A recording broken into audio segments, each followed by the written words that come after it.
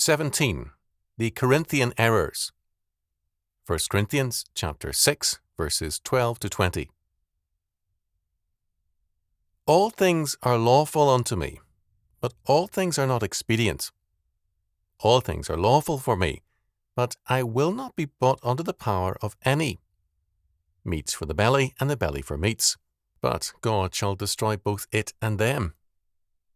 Now the body is not for fornication, but for the Lord, and the Lord for the body.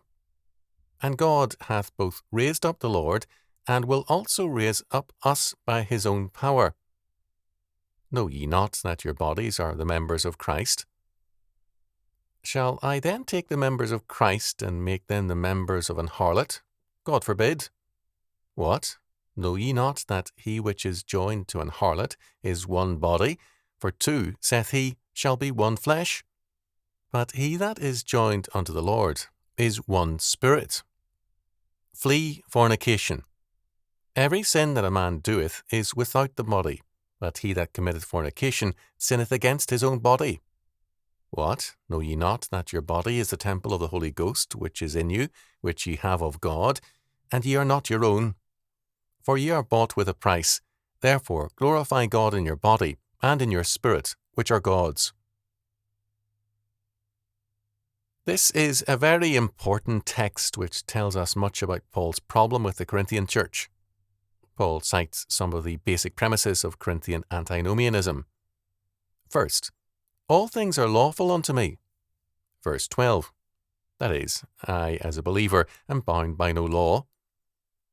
Second, meats for the belly, and the belly for meats. Verse 13 is an assertion, typical of Greek views, of the unimportance of the body, of the moral irrelevance of things physical. Third, the implications of these two premises are that physical acts are morally neutral. Paul has already condemned the quote-unquote wisdom of the Greek philosophers, chapter 1, verses 22 following, and he now is very specific about their moral failure. Clearly in view are the perspectives of the Cynics, Stoics, and Gnostics, and other like schools, for whom ethics was not important, and for whom metaphysics was the primary concern. Incidentally, we must remember that for the Greeks, ethics, morality, did not mean what it does for us.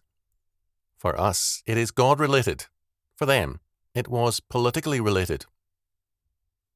When Aristotle spoke about morality, he was talking about politics.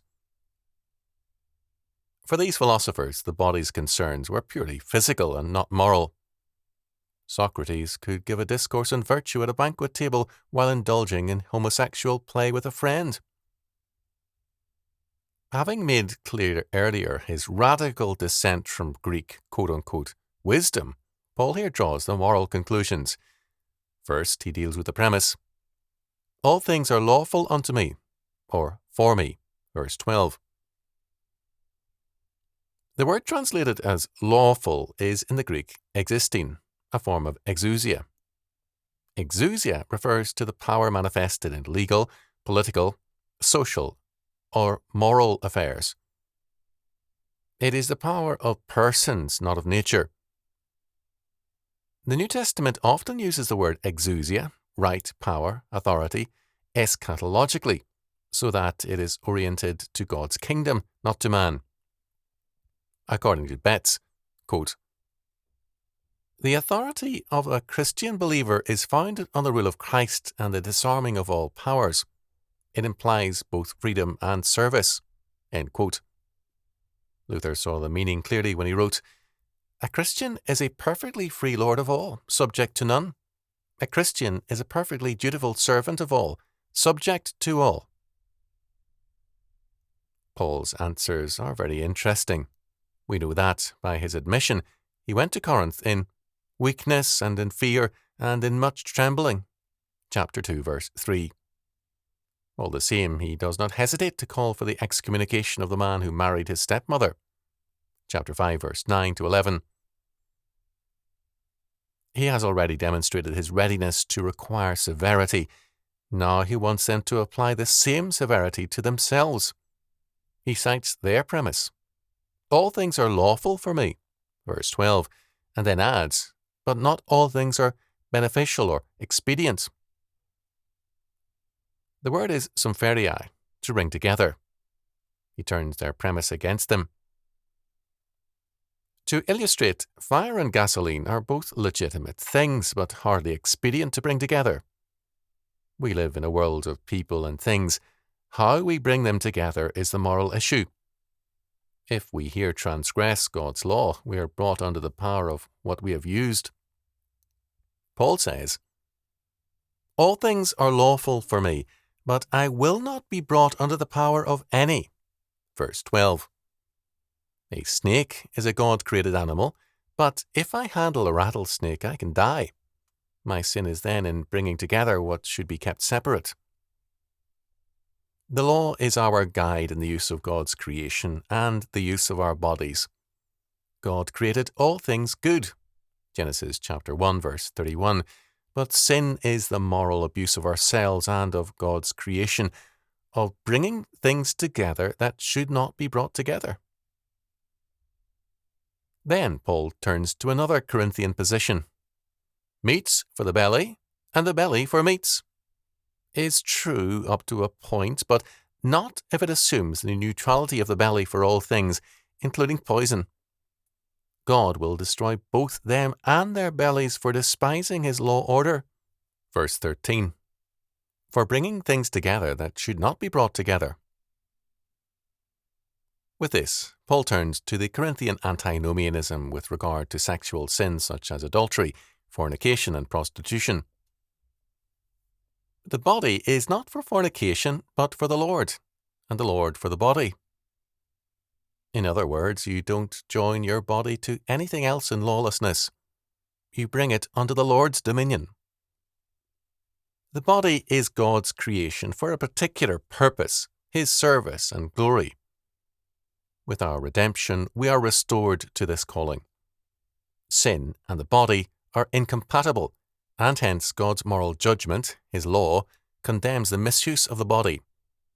Since we are not our own, we cannot use our body at our will. Verse 19. Our bodies have a future, the resurrection. Verse 14. We are eternally to serve God's kingdom in the new creation. We cannot treat our bodies as our private property, separated from God and put under the dominion of our will. We belong to God in all our being, and to legislate for ourselves is sin. We see God's creatures all around us, and we are his creatures. All of us are, together, under his law. Having been taken out of the old, fallen humanity of Adam by our salvation and regeneration in the last Adam, Jesus Christ, we are doubly God's property, by creation and by regeneration. How then can we take a body joined to Christ and united to a prostitute? The Bible insists on a unity that results in marriage, physically and spiritually. Verses 16 to 18. When we are united to Christ, we then have with him the same principle of life, the Holy Spirit. Verse 17. We must therefore flee from sexual sins because these sins affect and are against our own body. Verse 18. The Bible stresses the mystery of sexual union. We are not our own. Paul insists. Our bodies are the temples of the Holy Spirit which is in us. Verse 19. The Corinthian view was essentially pagan because it began and ended with the individual and his autonomous freedom. With that premise, no law external to man can bind man. For Paul, man's freedom begins when he is in Christ and under God's law. Paul concludes, For ye are bought with a price, therefore glorify God in your body and in your spirit, which are God's. Verse 20. The Greek view was that a person was a being, spiritual or mental, contained in a body, and his freedom required disassociation from and a dispensing of, finally, the body. The biblical view is radically different. Our bodies are ourselves. They may be, like our spirit, now defective, but in the resurrection, the glory of both shall be realized. This means, as the law of God makes clear, the very great relevance of the body to Christian faith. As against autonomous man, Paul sets forth man in Christ. Paul could have simply cited law after law against the Corinthians. This he did not do, although the law is always assumed. Instead, he shows him the context: man versus God, autonomy versus theonomy. He gives no ground to Corinthian antinomianism.